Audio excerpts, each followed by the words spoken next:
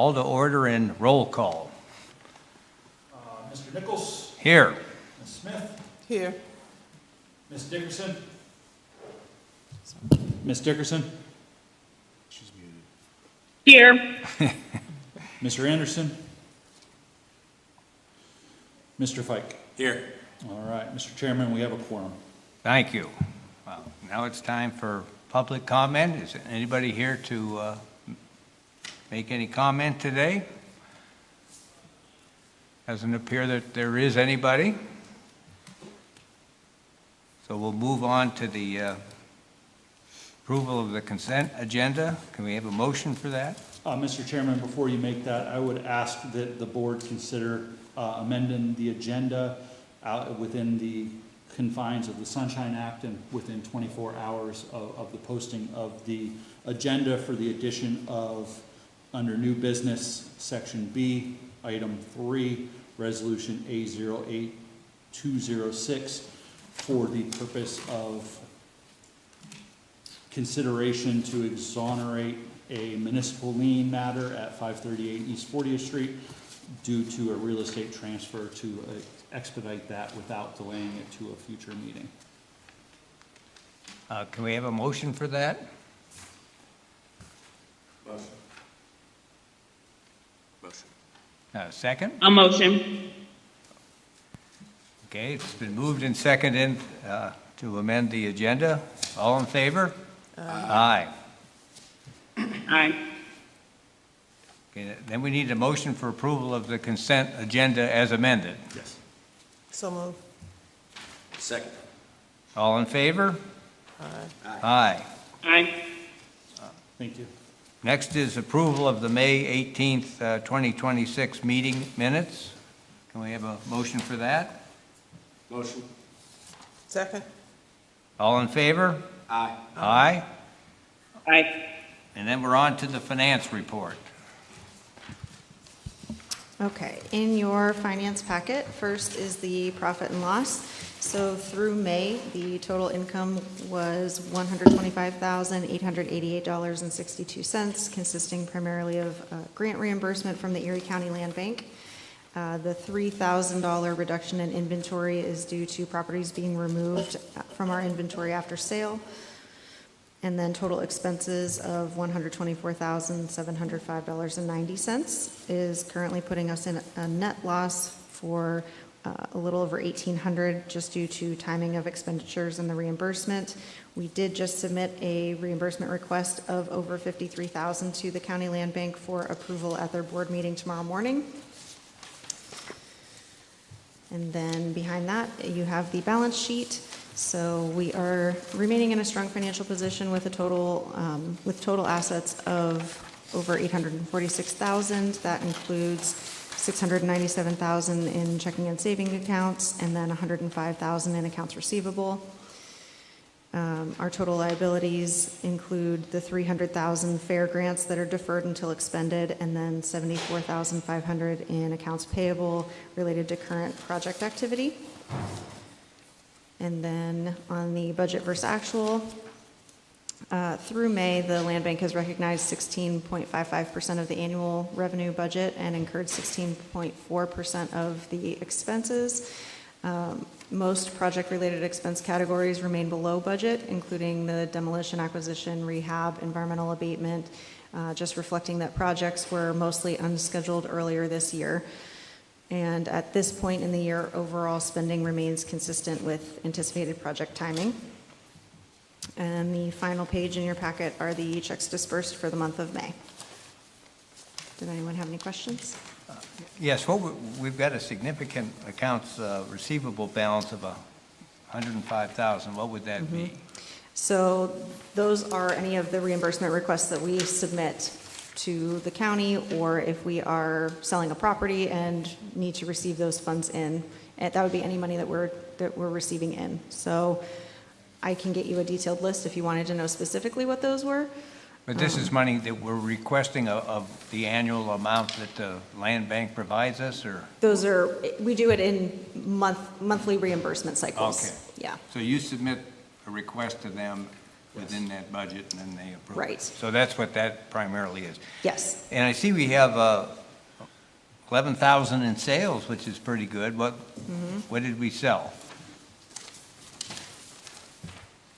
Side lots? Yeah, essentially all side lots. We do have. Okay. And Gene will walk through that all, but it's essentially been a lot of side lots. Okay. We do have a lot of. Well, that's developer quite a bit of proposals activity. that are getting ready to close. You know, I was but- looking at the list on the assessment record today. What do we have? About 80 properties? You know, we're adding them faster than we're getting rid of them so far because they all need work. But Yeah. that's significant that you move 10 or 11 of the side lots. Can we have a motion? Any other questions on the finance report? Can we have a motion to approve the finance report?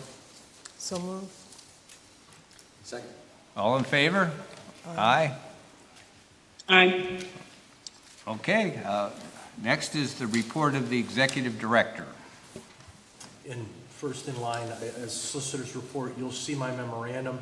Again, referring to the chairman's inquiry, there are any number of properties that we are pushing to get sold. A lot of side lots, but there are also other properties. You'll see them listed. Again, we've got 915 East Avenue that's scheduled here coming up in the next 10 days, and again, the other ones as well. Recognizing and again, stressing upon my staff that what the land bank needs to do is to get these properties back out to the public so that they're generating taxes and revenue for our city. So I'm continuing to stress with my staff to turn these around as quickly as possible. So I'll be updating you with those closings. And then in that same process, you'll see the quiet title actions that are pending. Again, as I've discussed in the past, the courts now understand what we're doing and why we're doing it, and are very much accommodating now, which it was interesting to learn that is not the situation statewide throughout our Commonwealth, but here in Erie, they do understand and appreciate our efforts. You'll see, if you go, I won't go down through them, but a lot of them are pending. And again, once we get that final order, we wait the 30 days and then enter the final order and then advise Aaron and his staff that these properties have quiet titles completed so that they are available for sale. So again, we are priming the upcoming list for more properties to be able to be marketable. So you'll see those, and I'll let you read through them. So it would look like by the end of September that as many as 10 of these would be done. Exactly right. Yeah, good. That's exactly right. For the next batch to come online. And that's right And then about we would list them, those 10, or? Yeah, so some of the ones that are working through quiet title action already have sales agreements, so those Okay. will then be conveyed upon that, but any of the ones that haven't been listed yet will be listed at that time. When we do list them, has the realtor posted a sign on the lot? Yes. Because I think that would be Yeah, effective. so vacant lots generally just enter our inventory of vacant lots available for purchase, and they reside there. We don't actively market vacant lots unless it's one that we feel rises to the level of that publicity, such as 223 Locust Street, which is the one that came out of the subdivision of 221 Locust Street. That'll be listed because it's highly desirable. We have received a lot of interest on that property, so that will be listed with the realtor. But the other ones that are just general neighborhood lots just get listed as, on our website, as lots available for purchase. But we don't post signs on them? We do not. See, I think we should. You know, in my own apartment rentals, I rely heavily on Zillow, but I had a place open on West 8th, so just going back to the old style, I put up a sign, and, you know, 8th Street has decent drive-by, but I was getting about half as many inquiries from the sign as I was online, so there is some advantage to a sign. We did purchase signs back in the past, the, you know, kind of more the bandit signs, the corrugated plastic. Okay. And place those on the lots. It really was the cost of those signs versus really the loss of those signs on those vacant lots, because we would put signs out and then they would end up ultimately being torn down, ripped, thrown in the yard, whatever the case would be. So it really just comes to, we notify the adjoining property owners that the lot is available for purchase. If they're not interested, then it just kind of, as our standard practices, it just kind of goes on to the vacant lot available list, and they reside there. So, because if we're not selling it to a side lot owner, then the likelihood of somebody purchasing that for development purposes is very low percentage-wise. Well, I was looking at some of the inventory, and there are so many of them that, you know, I spent about a half hour on it, so I didn't get through all of them. But, you know, the one that immediately struck my eye was a lot in the 400 block of East 6th, since that's in Erie Insurance's target area. And the assessment record looks accurate. It just shows the land value, but the photos are still up from the house. And that was the same circumstance with that bar down at 4th and Cascade or whatever. Some of these we've knocked down, and the county's updated its record, but it's still showing a photo of a building there, which is confusing. Because if I were of course, we're not looking for out-of-town investors, but somebody looking at the Erie Land Bank holdings on the assessment record could be confused by that. We should be, you know, showing updated pictures, just showing the lots. Yeah, so we don't have any control over the property appraiser's website, and so certainly their But I mean, delay in removing those properties hurts there. Now, I will say, and so 421 East 6th Street, which is the one you're mentioning, owned by the Land Bank, it's currently being used by the contractor from the East Bayfront Greenway Trail project to house their storage, or their construction trailer and their storage trailer, until that is completed. Now, we did provide side lot letters to both property owners on either side. It's an example, both of them are investment properties, and neither investor is interested in purchasing that lot. So that one will more than likely sit there until there's a time. And we do get, based upon our list on the website, periodic calls from individuals looking to review our inventory for development. And we distribute that list to them, and then historically, we don't get any interest back. but I would think Erie Insurance would want to buy that. I think they own the one on the corner at the end of the 400 block, and this is somewhere in the middle. So Bayfront Eastside Task Force owns the large tract of land on the north Oh. side of 6th Street Okay, there. that open, Yes, and so this is outside of Beth's area. It's on the opposite side of the street, and it's beyond Parade Street. It's more in the East Side Renaissance area, which is who we're conveying, I believe, 5 properties to here in the near future. And so certainly, it's kind of in that area. It will remain in our inventory until such time either they want it or somebody else wants it, so. but there's a property on 6th Street, we're putting a sign up. And I see you've got activity on it right now, but putting a sign up on something that's on a heavily traveled street like East 6th Street is Yeah. gonna get us some attention. Yeah, we can do that.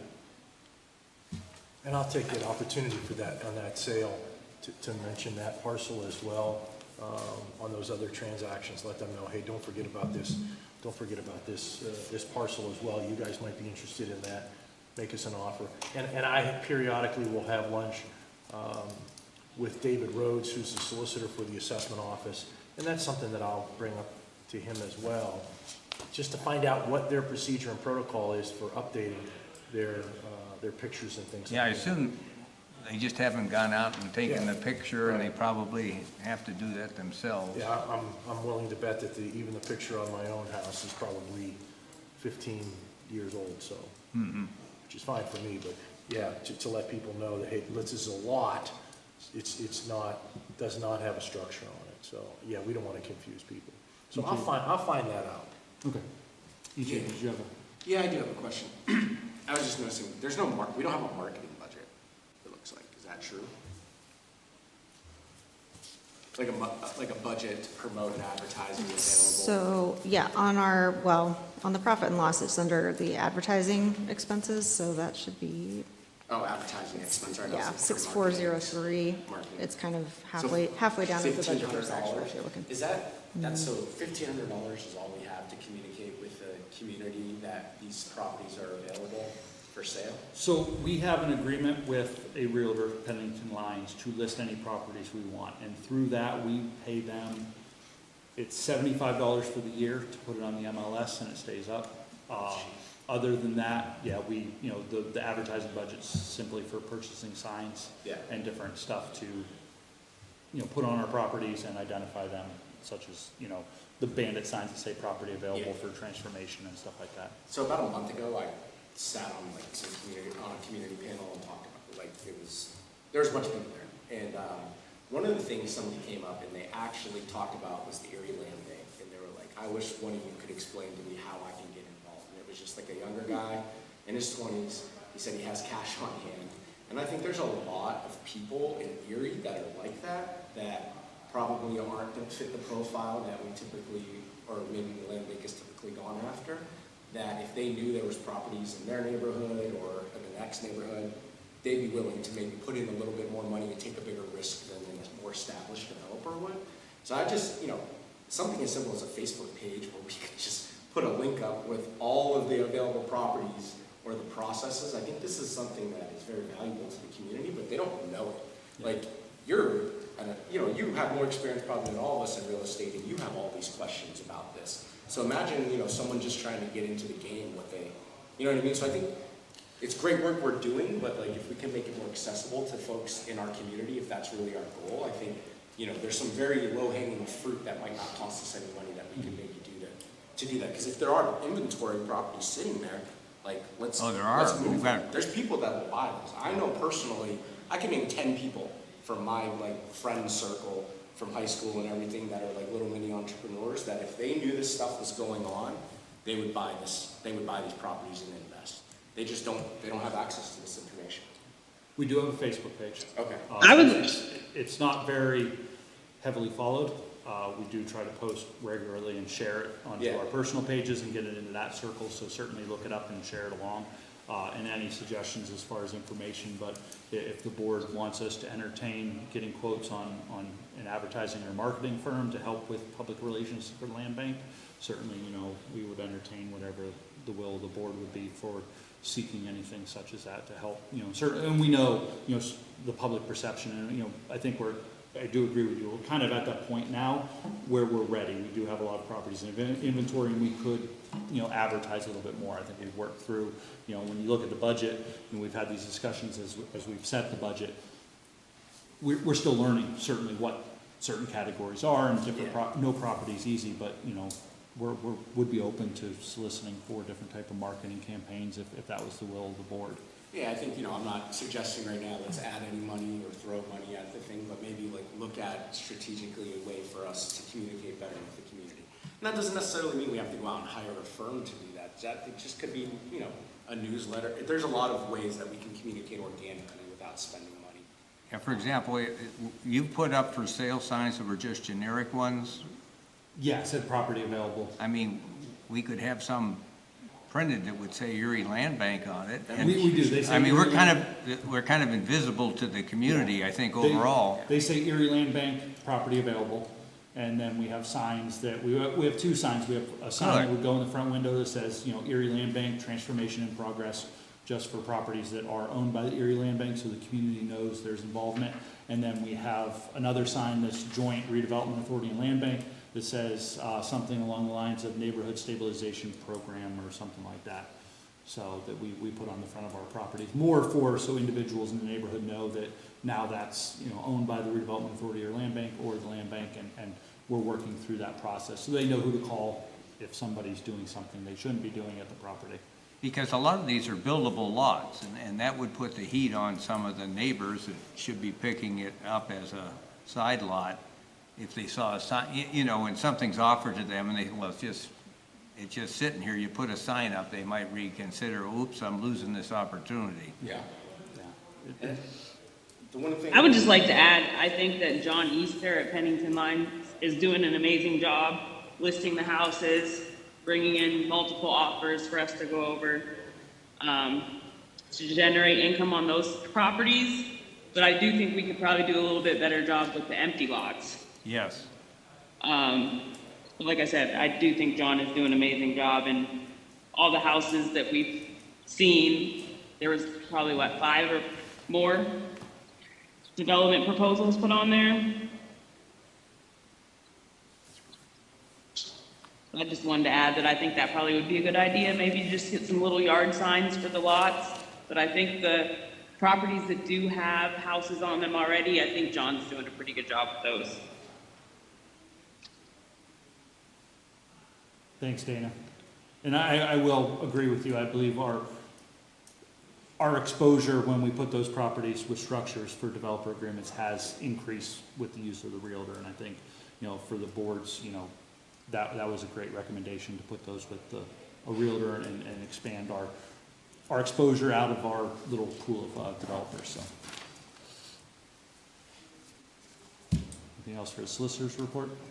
If you have any questions, by all means, let me know. Thank you.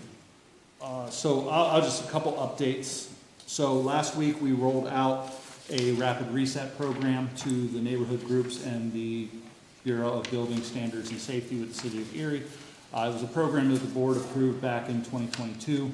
And it was kind of on our books, but something that was kind of stagnant. After the Housing Authority legislative breakfast, there was some inquiries from the couple neighborhood groups requesting if that was available or if we could make it available again.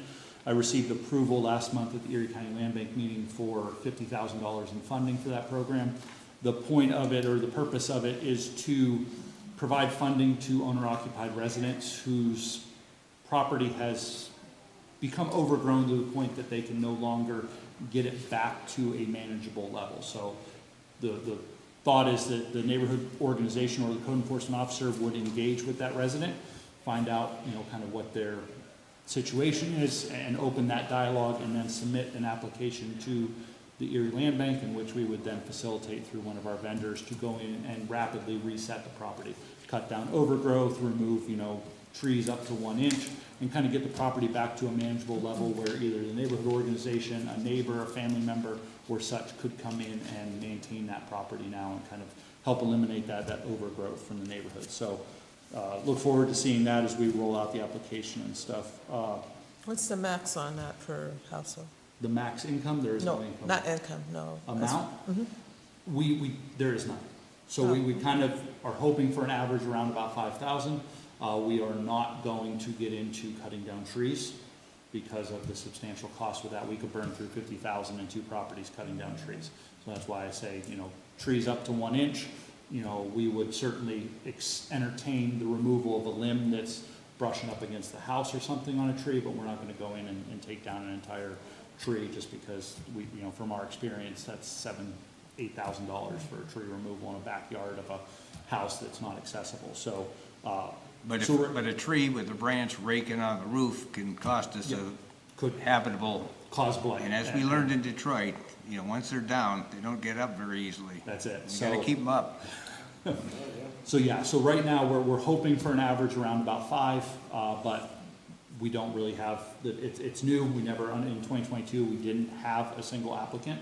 But right now, I feel with the push on housing and neighborhoods and revitalization, it's a good time to roll it out. There was interest from our West Bayfront and Sisters of St. Joseph, so that program's now active, and we'll help to hopefully rely on them as neighborhood organizations and individuals in the neighborhoods to provide those recommendations back to us and be that kind of mediator and person to connect with them. And also on those underrepresented areas, we'll rely on the code enforcement or the Building Standards and Safety Bureau to handle that as well. Question. Yes. Who would do the work? One of our vendors. One of our vendors? Yes. And how exactly, do you have an approved set of vendors? So we have a general list of vendors, yes, and so we would request a couple quotes under our procurement guidelines from 2 or 3 of them to facilitate Just that like work. RFP process? Yes. Okay. And then I had a really good question and I forgot it, I swear. It'll come back. Okay. Sorry. So I met last week, so I part of the Center for Community Progress's mentorship program, and my mentee is out of Cleveland, Tennessee, works for the city of Cleveland, Tennessee, and their land bank, which is just kind of in its early stages of getting on board. So I'm scheduled to meet with him once a month until November and walk through just different things and try to help kind of guide them through their policies, procedures, and things to help hopefully move their land bank forward. So look forward to reporting to the board on how that goes and how it progresses over the summertime. The Pennsylvania Housing and Redevelopment Agencies Conference last week had a whole track on PA Land Bank networks. Staff from the Redevelopment Authority Land Bank attended along with Sumner and Carl as board members. Some great sessions and great dialogue with other land banks across the state.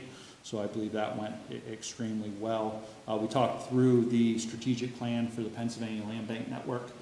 They were also awarded a fair grant last week from Pennsylvania Housing Finance Agency, so that'll help us continue to move that forward and update some of our resources to other land banks across the state. That was impressive to attend because we were considered to be ahead of many of them. And what are there, 30 or better land?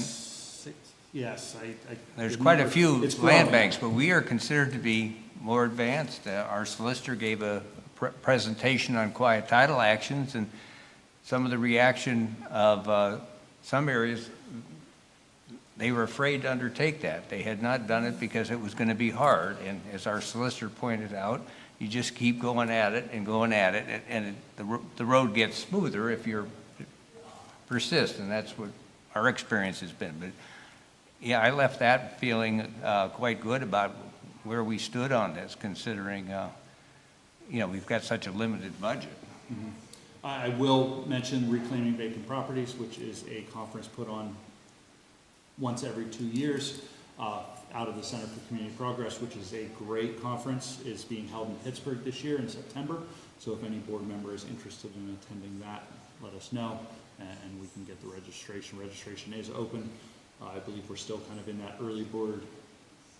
And what is the subject of that one? It's the Center for Community Progress is Reclaiming Vacant Properties. It really encompasses everything from code enforcement and municipal action on through land banking and reuse as far as, greenway trails and really the whole gamut of everything about vacant, abandoned, and deteriorated properties. So I attended one in Chicago. Abel and I did with a couple other staff members back 4 years ago now. Had sessions from Buffalo, Peoria, Illinois.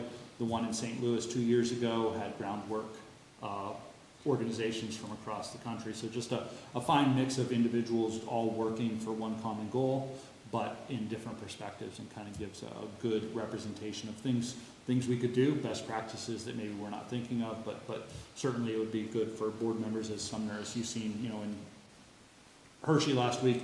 It's great just to hear from others and see, kind of where we stack up against, different land banks and such across the country. So I'll get that information out to the board as far as the dates. I know it's there, but again, it's in Pittsburgh, it's close. Same as when National Land Bank Network was in Cleveland a few years ago. It's, when it's close, it's good because at least our cost to getting there isn't bad. And, if you want to come down for one day, that's certainly, available as well, so. I'd definitely like to do that. Okay. But I can pay for my own stuff. It's not. My question was going to be, did you get that program information out to the community centers, like Booker T, those other stuff, like so all the community centers? Yes, yeah. So it went out to the general neighborhood organization distribution that we have through the Erie Neighborhood Growth Partnerships and the Love Your Block every month. Went out to them, and then Anna, our community relations coordinator, is distributing it to her neighborhood meetings as she attends those. Relations coordinator? Yeah, through the redevelopment authority, but yes. And I just had a couple more questions just from, again, looking at the inventory there. We've got a couple interesting recent additions that I wasn't aware of that I was wondering what our plans were. And the first one would be the old factory building at 1602 Parade, which is 8,700 feet. It was Legler at one time. Is that something we've got a plan for? So that one was acquired through the Erie Land Bank under a conduit sales agreement with the Redevelopment Authority. That is going to undergo Phase 2 environmental. And they're going to take that over? Yeah, as you can imagine, being a plating factory Yes. manufacturer for many years, the environmental, the Phase 1 It's 592 pages long, so we are gonna go through the phase 2 and get the demolition plan for that. The building is not salvageable. Okay. The roof is laying in the basement. There's a couple thoughts on the table for that, but I can update the board on that one. So, yeah, when I looked at it, I thought, well, why are we tackling this, but we really aren't. We were just they wanted it, and we have that Yes. ability to buy it. Yes. And then the other one is, what looks to be a sturdy brick two-bedroom flat crammed in at 405 East 7th Street. Does that have any rehab potential? That is under a sales agreement to Eastside Renaissance. Good. That's pending closure here probably in the next few weeks. And will we come out of that even, or? That was so there's, I believe, 5 properties being transferred under development agreements to Eastside Renaissance. Okay, We're coming out even. We're not, Okay. there, it's essentially as more of a neighborhood benefit. but that's a good thing for us to do, because I think the neighborhood groups have thought we've been snatching some properties, right, to some degree, before? No, not the neighborhood groups. We've always had a great relationship with our organized Okay. neighborhood groups, and that's kind of where the conduit sales agreement with the land bank was really created out of it. So we've acquired properties for Bayfront Eastside Task Force, our West Bayfront, so it's just St. Joseph, throughout the years, and essentially. So we enter into that agreement before the judicial tax sale. The land bank acquires that property, Gene does all his legal work, and then we transfer it over, essentially, dollar for dollar for what we have in. Okay, so what you've been doing is talking to those groups when it's in their areas Yes. and giving them good. Yeah, So every we year have a when good relationship with them. Yeah, when the list comes out, we forward it out to them and, hey, go through the list, let us know what you might be interested in, we'll let you know if we can acquire it, and then we monitor that up until the sale day.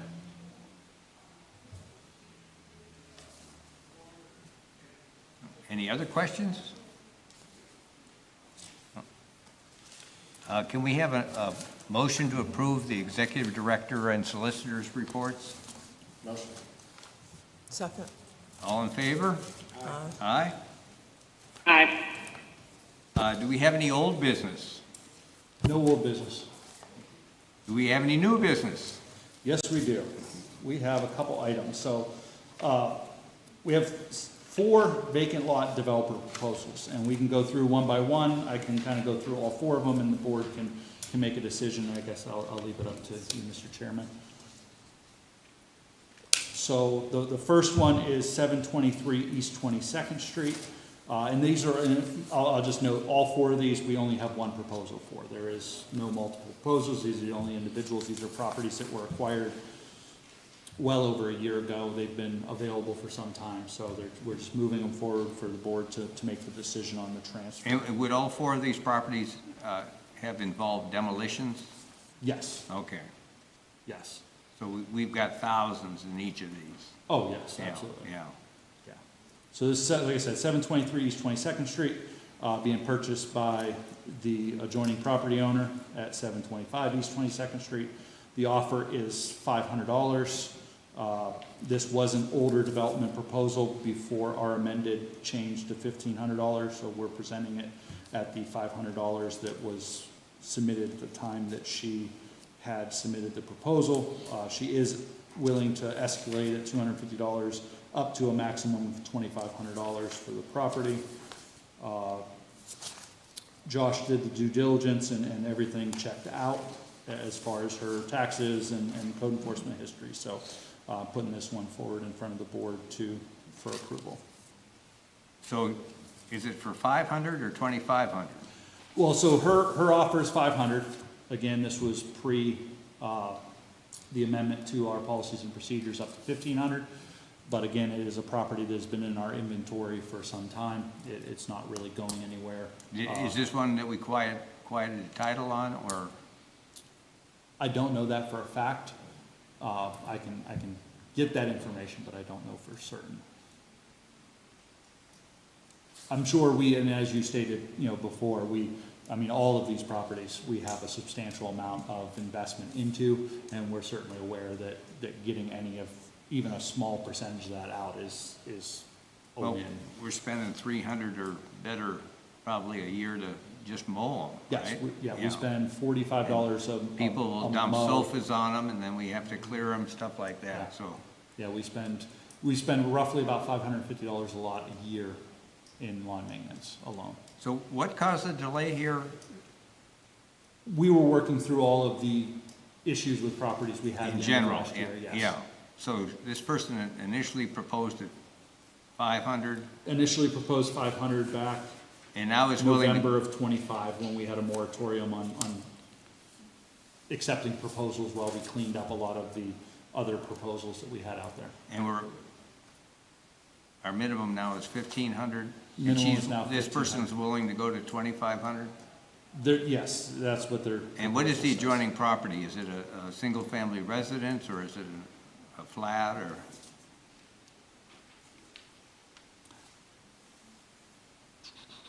That I do not know for certain. She wants to use it for side yard and off-street parking.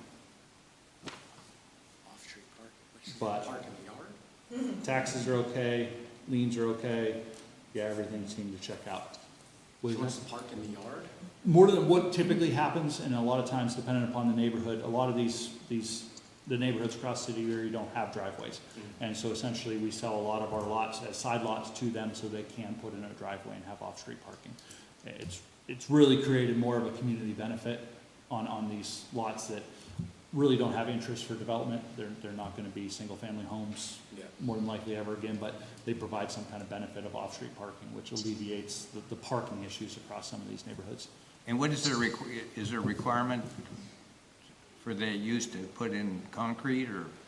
Yes, there is zoning requirements and that for the use of a driveway, which, they have to abide by that. And that's certainly within our agreement that anything they do to the property, they have to follow the zoning and all the other regulations of the city of Erie to facilitate anything that they want to do to the property.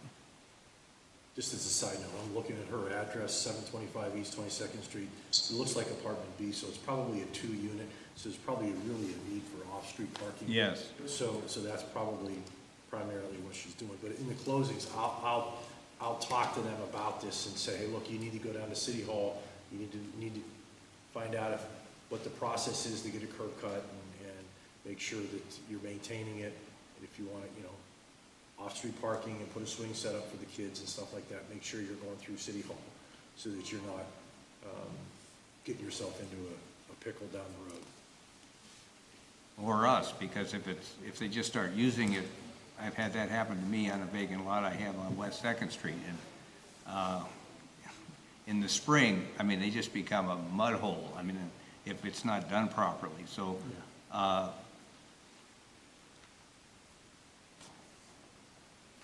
would think we'd want it, that we would agree to sell. I don't have a problem with the price of 500 if that person is gonna put paving in.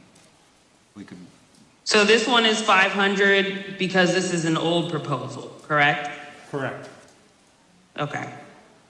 Yeah, it was submitted November 26th of 2025 when we had a moratorium on selling properties while we worked through clearing up some of the backlog. Okay.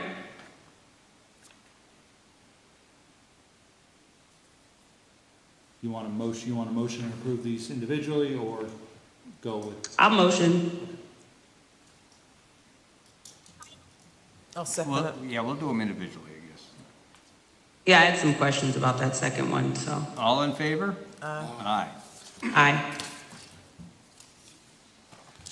All right, next up is 1108 East A Street. The individual's address is 1113 East A Street. They also own 1110 East A Street. They just purchased that property. The minimum price proposal is $1,500. Everything checks out as far as our abilities to check. Purpose is proposed for parking and garden. As he owns the empty lot that is connected to the property, which is on 1110 East A Street, and I live across the street with my wife, which the house is in her name that we own.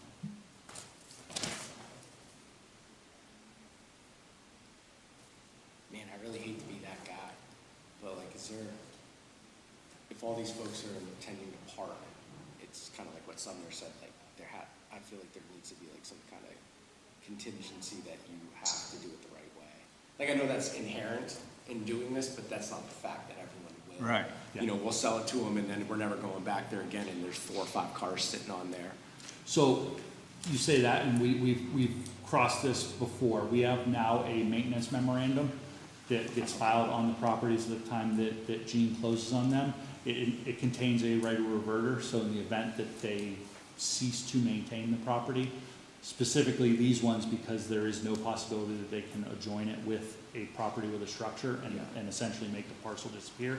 The maintenance memorandum resides on the property, and if such time that they just kind of walk away or abandon it, we do have the ability to get that property back. Okay, that makes me feel better. And then that way, that prevents us from having to go through the entire process again. Yeah, that's okay. That's what I was worried about. It's like it just turns into another vacant, abandoned Yeah. lot now with cars on it. We experienced that several years ago with community gardens, and so that kind of created Gotcha. that step in the process to make sure that the stewardship is still there for the land bank to make sure that they follow through with what they say they're gonna do. In a side lot like this, they lose the ability to build on it, right? So this is not a side lot, this is a property across the street in which he owns the adjoining property, which is a vacant lot, so he will own Oh, okay. two vacant parcels side by side. So it is a side lot to a parcel he owns, but not a side lot to his structure. So this would still be buildable, It would still be built. yeah, because, Is it marketable? Uh, No. No.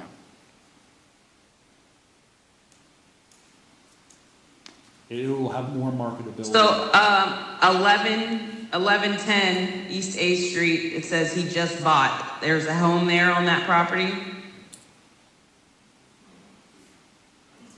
It's a vacant parcel.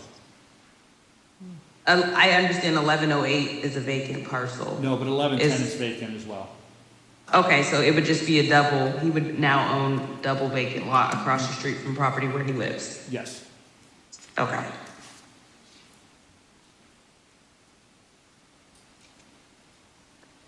do we have a motion on this one? No motion. A motion? All in favor? Aye. Aye. And we have 1127 West 22nd Street.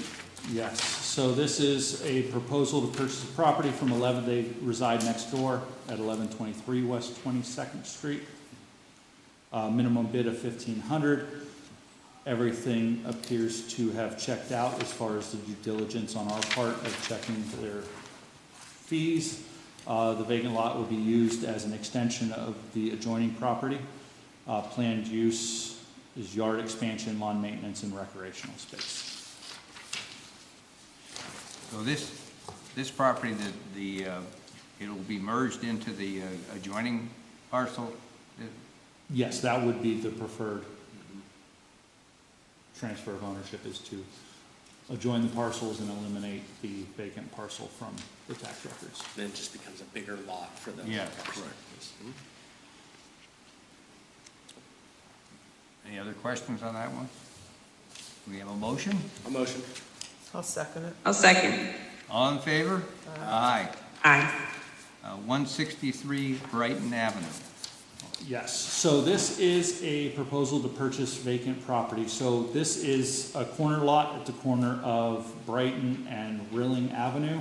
It was a single-family structure that we ultimately demolished. They own 3 parcels. They own the adjoining parcel on Brighton, and then they own the property up the street next door, I guess, the other corner lot with a house on it that their mother resides in currently. So their thought process is to purchase this parcel, adjoin it with the other parcel, which was owned by the same gentleman that this parcel was owned by. They picked it up at tax sale when we weren't acquiring vacant parcels. So now that they would like to basically have both parcels again and look at development of that down the road if so desired, but right now it's just to use it as a side yard to their other property that their mother currently resides in. And the price they're offering? So they put in a proposal of $500. Our policies and procedures by the Erie Land Bank say that a corner parcel is to be minimum bid of half the assessed value of the property. And so we base that off what the county property appraiser lists as the assessed value, which is $20,000, making the minimum price $10,000, which is his escalation up to $10,000, and he's willing to pay $10,000 for the parcel. So, as I tell everybody, we're governed by the policies and procedures, and I will put anything in front of the board for their consideration. However, ultimately, it is up to the board of directors to make that final decision on what we sell the parcel for. Where The assessed value is 20 the assessed land value is $20,000. with the common level ratio applied, or? That's what the county assessment office has the land valued at $20,000. We never pulled an appraisal on the property. We did not do that. We just, that's how the policies and procedures relate back to what the assessed land value is on the assessment office website, and that's It has nothing to do with us. We just gotta nothing to do go with by us. what We it just says. kind of go by what they say. And we have this special rule just for corner lots? Just for corner. Ah. It's 3-tier. We never entertain or get into property ownership or property sales in category 2. That one's based upon frontage. None of our city lots exceed, I think it's 65 feet. So corner lots is the only time it ever comes into play is that. Very, very rarely does it come into play. I could probably name off the 4 corner lots that we've had over the time, and the board has kind of been 50-50 on the decision as far as the sale price of those. Yeah, in my experience, corner lots are shallow. I mean, they're not normally desirable residential lots. This I'm not sure parcel, where this is. Where would Brighton and it's Rilling up be? it's south of 38th Street, just west of Liberty Plum. It kind of shoots off at an Okay. angle up in there. It's in a Okay, very I- stable neighborhood. yes. It was a thorn in a bushel of roses up in that neighborhood, and so we mitigated the blight, we demolished the house. It would have been a great property to rehab. Unfortunately, it was far beyond its time of us acquiring it. So it is not a buildable lot owned by itself, but with the other parcel, which was owned by the gentleman that owned it, it is a buildable parcel. And what he had wasn't buildable by itself. No, Okay, so he's getting some value. Yeah, yes. I but would he go with owns the 10,000. The 3 parcels that surround that parcel. Yeah. So we're gonna come out with a buildable lot in a desirable area of the city, yeah? Yes.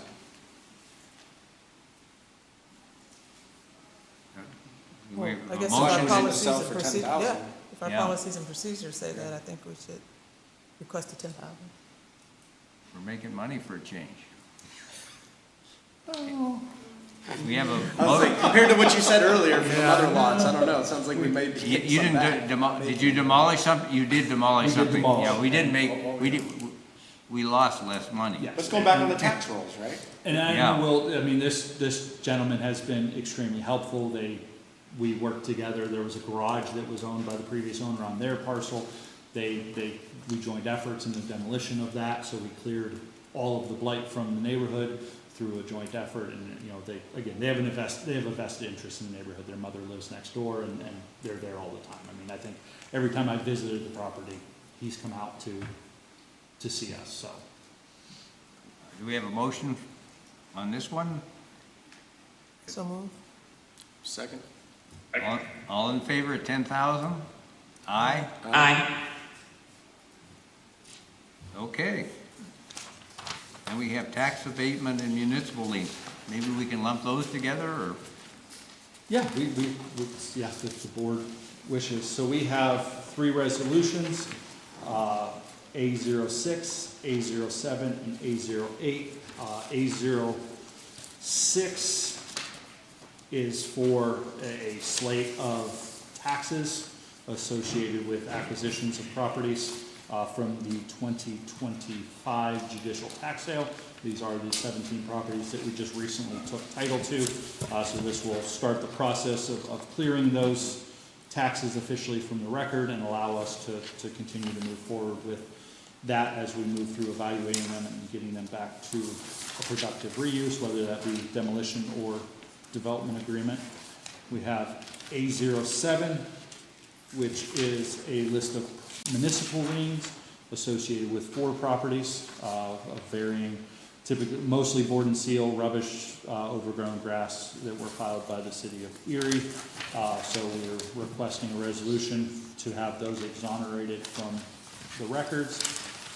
And then the last resolution, which is A08, is a request to exonerate a municipal lien associated with a property at 53840 East A Street, which has a docket number of 2024-50077 for the disclosed amount on the resolution. So that was the one that the board approved adding at the beginning of the meeting. Do we have any questions on those resolutions? What's the total amount of money? You're asking for forgiveness essentially on the property taxes, the school property taxes, correct? Yes. What's the total amount? Oh. I know you have individuals in there. I'm not that good at math, so. Yeah, there's a lot. We can provide that. Okay, yeah, down the road. I was just wondering Yeah, for my so- own info. Is there any way, is there a world where in the future, I hate a world where we have to take money from the school district, obviously, because that's essentially what's happening. You know, they're Yeah. already, so is there been any thought to a way to not have to do that where it doesn't hurt us? So the thought process, and it really goes back to the creation of the land bank, in that the land bank is a tool to be used to get Put it back properties into the- back into a system. productive Okay. reuse. And so that's kind of where our agreement goes. So the school district is separate, and Sumner is the appointee from the school district as their representative of the Erie Land Bank. And so the ordinance gives us by resolution the ability to exonerate city and county taxes because of our memorandum with the county as well. So the board by resolution can exonerate those taxes, and then we pass it off to the school district and they approve it. Essentially, just your point, it's for us to get those back into productive. Because right now they're use. not paying anything. No. So it's fake money No. because it doesn't, no one's paying. That's Right. it, and we had an experience, I think it was last year, it was roughly, I think, $120,000 in school taxes that went in front of the school board, and a question did come up, well, what if we don't approve it? Well, then we won't be able to get these properties sold and back into a tax-paying status. So you're not getting the money either way, but holding this process up prevents us from selling that to a side lot owner or to a Gotcha. adjoining, one was a commercial property owner who was gonna use it to expand his business, so it's just, what we can do to clear these allows us to get these back to a tax-paying status. And, Perfect explanation. and from the view of the school district, 70% of our funding comes from the state. Yeah. And of course, we want to retain population in the city because the number of kids we have in the seats is the primary source of our income. So, yeah, we lose some school tax, but if these properties, sales result in new houses being built or keeping neighborhoods up, the school district definitely benefits far in More excess of the students, lost more taxes. properties on the rolls, yeah. Okay. Thank you. Great question. Yeah. Do we have a motion on these tax abatement and municipal lien resolutions? A motion. I'll second it. All in favor? Aye. Aye. Okay, that gets us to adjournment. You have a question about that? Mr. Horton? I was trying to get here, I couldn't get out that other meeting. We're very happy to have you come here, because I sit next to your brother at the school board meetings, and he's a little bit more talkative than you are. It's pretty close. Oh, no.